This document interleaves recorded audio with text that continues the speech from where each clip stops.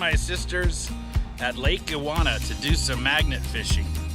These guys are from California, and they actually saw a magnet fishing video of mine and decided to get their own magnets, and they're ready to go for the first time in Oregon. Yay! Let's see what we can find. There's my sisters over there pulling in the treasure. Well, not exactly. I did find a big hunk of rebar. Carlene's got some treasures besides her rebar. She's got a lag bolt and a washer. Yoo-hoo! Got something heavy on here. If I can get it up. Just keep wanting to get stuck.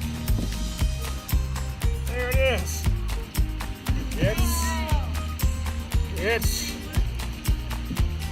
It's Jaws back fin.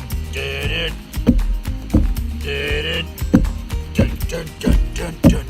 Anyway. So we weren't finding much at that location, and the way the boat ramp was constructed, our magnets kept getting stuck between the treads, the concrete treads that form the ramp. So we're moving on to a different location, one that I know that their magnets can't get so stuck in. We're going to go back to the Lake River Bridge, throw it in there for a little while, and see how it goes. It is a beautiful day out, so it's a lot of fun, even though our treasures aren't much like treasures, but that's okay. We're having fun, and I get to see my sisters and be with them, which is really awesome. And we're magnet fishing together. Who'd have ever thought that? Okay, here we are coming up on my favorite so far magnet fishing destination, the Lake River Bridge. There's the Lake River. Gorgeous.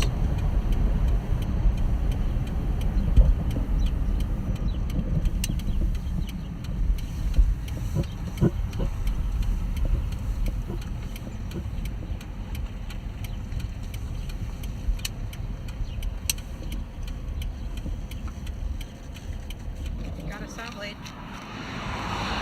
Oh yeah, you did. Oh, you know what that is? That's a Sawzall blade. It is. It's a metal cutting Sawzall blade, and there's absolutely no teeth on the middle part. Very interesting. You could make something out of that. Experts, so here they go. Go ahead, Carlene. Just drop it in. Throw it way out as far as you can. There's a little current. That was it? Okay, yeah, good. That's it. Okay, Kelly. This is awkward, isn't it? Come on.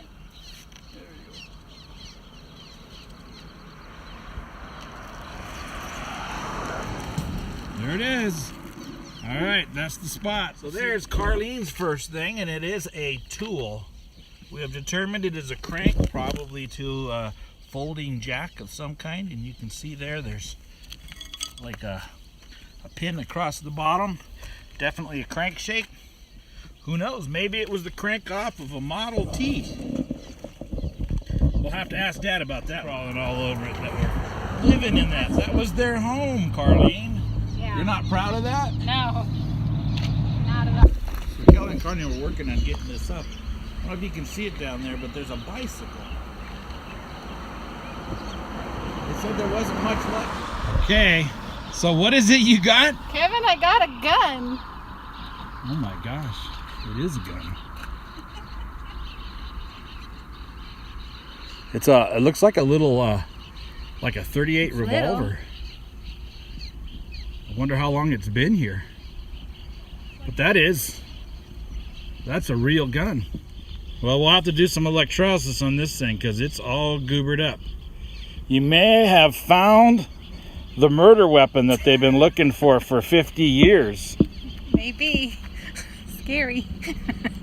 Look at that thing. That is cool. Well, I got a gun. You got a gun. I always wanted to get a gun, and you got a gun. Can you see what the emblem is? I don't know what it is. You can see there's an emblem right there, so we'll be able to tell what kind. Don't point Sorry. that at me. Oh, that was awesome. That's so nasty. Let's see that thing one more time. You could take it off. I'm not touching. I don't have gloves on. It's disgusting, all those little critters crawling on there. But that is so cool. I want to see what that cleans up to be. Yeah, we'll clean it up. A long time to do? It'll take through tomorrow easily. This much yuck. You wouldn't believe this, but now Kelly says she's got a gun on. And from here, it looks like it is. And For your brother. What's that say? it's got a rubber grip. I can't see what it says, but we'll find out from the grip. Another one to electrolysis. That almost looks like it could be an auto pistol, whereas the other one looked more like a revolver. But we'll clean them up and see what they are. Look at that. I can't even believe it. You know how long I wanted to get a gun, and you guys come here once and you get it? That is definitely an auto pistol. That is definitely an auto pistol. Well, Hey, Kevin. that is Your turn. awesome. I'm have one glad. No, you guys keep throwing those ropes. See what you find out. All right, Kelly's got more treasure here. More. This time, it's a fishing rod. Looks like an old-fashioned Zebco rod. That has been down there a long time. That is amazing. I ran a few of the smaller items from our magnet fishing on the Link River Bridge through electrolysis.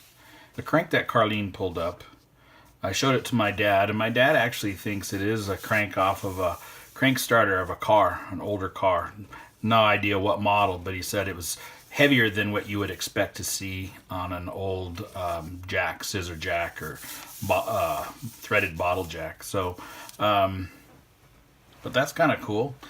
Here's some of the other smaller items. I thought this was of interest. I pulled this up, and it is heavy.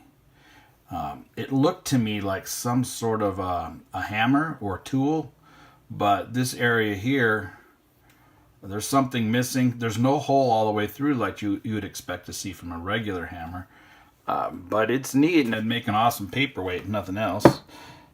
The motor that was pulled up is an aluminum casing, and the wiring and everything is still inside.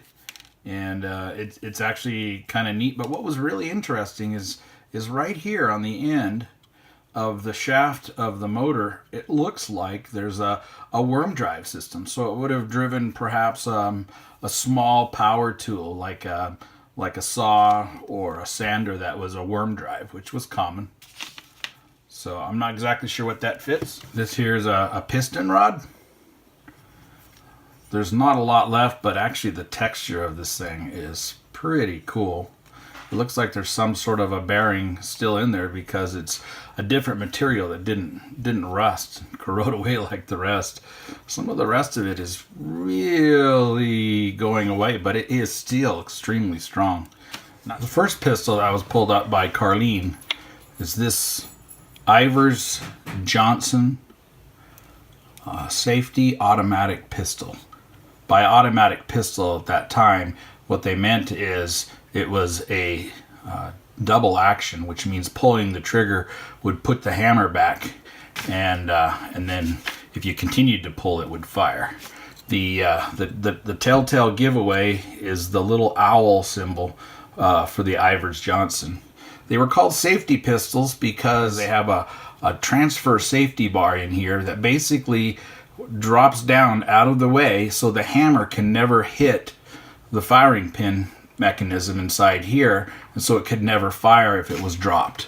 But when you pulled the trigger, the bar would slide up and the hammer would be able to hit the bar and strike the firing pin. Here's a picture of one that is obviously not pulled up out of the water, and you can kind of get a better idea of what they look like. The second gun that was pulled up by Kelly is this Dreiss model 1907. And it was issued for use in World War I by the German Army. And it's very similar in appearance to the Browning model 1900, although the actions are quite different. It's got a very unique sighting channel up here. And you can, if you look down it, you can still see the little front sight, and some of it's rusting through, and you can see some of the spring action inside. And there's the company logo, and it's very small, compact, and actually feels very solid in the hand. And that is a really neat find.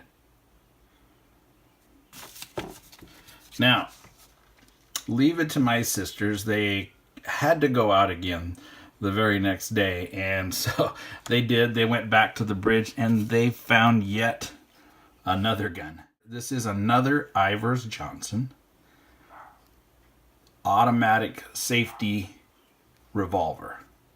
So it works the same, but you'll notice compared to the other one, the frame is quite a bit different. It's got more of an extended frame, and there is not a safety part in here, a double safety part, which would have meant it was second generation. So this is very likely first generation pistol, and the first ones were made right around 1890.